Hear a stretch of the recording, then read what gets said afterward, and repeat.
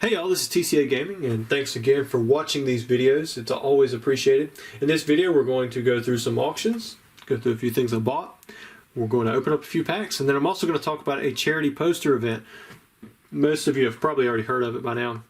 It's being hosted by Real King Pokemon, Gary, Pawn-Saws Gary, whatever you want to call him, and Steve Aoki. His foundation is the one taking care of everything.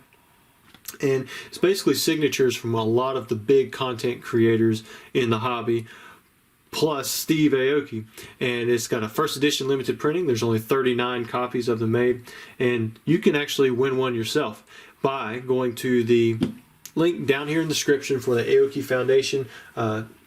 I think it has to be at least $10, and you just pick your favorite content creator. You don't have to pick me. You can pick someone else if you want to. Donate at least $10, and then you're entered in once for every dollar that you donate, as long as it's at least $10. You probably won't win. Just go ahead and assume that you're not going to, because there's a lot of people donating this stuff. But know that you're donating to a great cause, and you have a shot at winning one of these very rare limited posters. Now, I'm not sure when the winners are going to be announced or anything like that, but it is going on, and I hope you guys spread the word, and we can get some people donating to a good cause for autism right now. All right, so we'll get into the video. I'm going to start off with some of the things that I just sent to auction. Oh, let's see what we have here. All right, so first we have this Championship Arena from 2005, World's 2005. It's a pretty limited card. You're not going to see too many of them. It's graded BGS 8.5. Next up, we have a Misty's Golduck, first edition. Very, very tough to get in PSA 10. This one is a 9.5. Lowest grade 9.5 you can get, because you can see it's 3 9.5s and 1 9 subgrade. Next up, we have Latias Gold Star. It is unlimited from EX Deoxys on the Japanese side, which is Clash of the Blue Sky. Mint 9. Next up, we have a Top Sun Mewtwo Prism, 8.5. The corners are a 10, the edges are a 9.5. That centering brought it down a little bit, and so did the surface.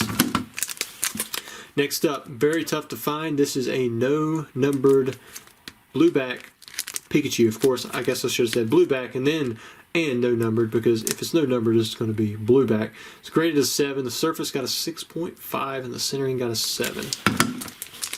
Next up, we have a Prism Pikachu. Now this one's pretty neat because it's got a 10 on the edges, 10 on the corners, 9 on the surface, 7.5 on the centering. So the centering really hurt this card. Next up, we have Blaine's Arcanine, first edition. Again, pretty tough in a 10 just to find because it's so popular, but it's not as hard to grade as a Misty's Golduck. But 9.5 gem mint, not to 10, and it did have one subgrade of a 9. These are all no reserve auctions, so hopefully you guys will take a look at them and maybe bid a little bit. Next up, we have another Top Sun Prism Charizard, and this one got the 6. Surface got a 5, probably had a ding on it or something, so that's probably what brought it down.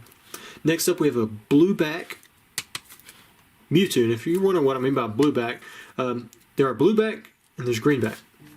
This is what Greenback looks like. You can see, well, nope, that's Blueback too. Greenback is basically green, but it looks just like this, and it's considered to be a little less rare, a little less desired, because people believe that this is the very first print, but you don't really know.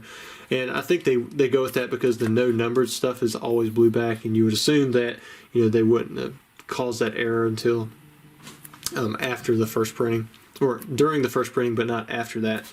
And this one's graded Gem Mint 10. So hopefully it'll fetch a pretty good price, but you don't really know. Next up, we have Mew Gold Star Mint 9. It is first edition, the equivalent of Dragon Frontiers on both, I guess, the English and the Japanese side. I'm not really familiar with the Japanese names. Next up, we have Latias Gold Star Mint 9, and this is from the English EX Deoxys set. The corners had an 8.5, brought it down. Everything else was a Gem Mint 9.5. Next up, we have Typhlosion, first edition, and it got a mint 9. The surface had an 8, brought it down. Otherwise, it was 9.5, 9.5, and one subgrade of a 10 on the corners. Looks really nice. I'm pretty sure this one was just packed fresh, and it had a few print lines on it. They're tough to see. BGS has been grading my stuff a little bit tougher lately, too. Can't even see it on the surface right now, but I'm pretty sure it's there. Maybe it's just the light went in. Alright, next up we have a Dark Dragonite 9.5, first edition. Not much to say here other than everyone really loves Dark Dragonite. And you know, it's a very popular card, very high grade, super eye appealing and catching. Next up, we have a 9.5 on the Metagross Gold Star. All 9 5s except for the surface, which got a 10, so it's actually a 9.5 plus. Metagross Gold Star used to be really tough to get a PSA 10. I'm not sure how it is now. Next up, we do have the Top Sun Charizard, Mint 9. Centering got the 8.5, everything else was a little bit 9 or higher. Very iconic card. Got that stance that you see on the CD promo. Yeah, nothing more to say. I expect this one to do really well in auction. And then last, well no, this isn't last. We have a Charizard Gold Star, very popular, very iconic. People love this card. Got a good grade. It got a 9. Corners at 8.5. And honestly, I mean, you can see some little dots, but man, 8.5 is still a little rough on this one. But, you know, I don't try to regrade stuff too much unless it's just way off, or if it's that far off, sometimes I just add it to my collection. And then last, but right now not least, probably the highest bidded up, is this Top Sun Charizard. It's non-hollow, but it's a Mint 9. It does have that blue back. I think people are going to go for it. The 10 has been doing really well in prices. Alright, so now for a few things that I bought. We have this right here, Dark Venusaur Winter, sealed pack of 8. I paid $300 for it. I was the only bidder on it. The reason I went for it is because usually you have really easy PSA 10s in these things. And a PSA 10 is worth like $300. So, I'm probably just going to keep it sealed though. My logic sometimes doesn't make sense because I don't usually open this type of stuff up. But this one is so dang baggy, I might just have to. Next up, I have a Meganium Gem Mint 10 from Expedition. Oh, and I've already shown these, haven't I? I believe I've already shown these. Or maybe I just showed them on Instagram. But I have the Meganium, got an Ampharos, and I have a Gengar. This camera thing. I still need Doug Trio. Ampharos, I believe I got for like $800. Gengar I got for $900. Or maybe it was those flip-flopped. The Meganium I paid a little bit more for. But overall, the prices were really good. I was actually offering up to $2,000 at one time for the Ampharos, but the guy, I believe he sold it to someone else. And then I saw this one on Troll and Toad for like $800, and they had a lot of e-reader stuff, a lot of good PSA 10 hollows, and they had this one as well for $900. So I just went ahead and bought it because I thought this one was underpriced, even though there weren't really any sales to indicate that. That was just my personal opinion because I really like the set and I like the card. And then the Meganium I picked up personally through a purchase that I made, but I actually picked up 2 of them. So I've got an extra Meganium on the way. I may actually sell that one or I may set it back. I don't know. I kind of bought them at prices where I don't think I'd be able to resell them for profit. And then last but not least, I bought 2 more Platinum Supreme Victors packs. They're supposed to be unweighed. Let's open them up and see if we can get that Charizard reverse holographic from Supreme Victors that you guys know that I'm looking for. And you never know. We might pull something else. What was it? 3 cards off the back? Hopefully I didn't mess that up. Alright, we have Night Teleporter. Ooh, Reverse Seeker. If you guys were around in the playing days when Evolutions come out, you know this card was very sought after. It was like a $10, $15 common or uncommon from Phantom Forces that you could also get as a secret rare from Primal Clash, I believe.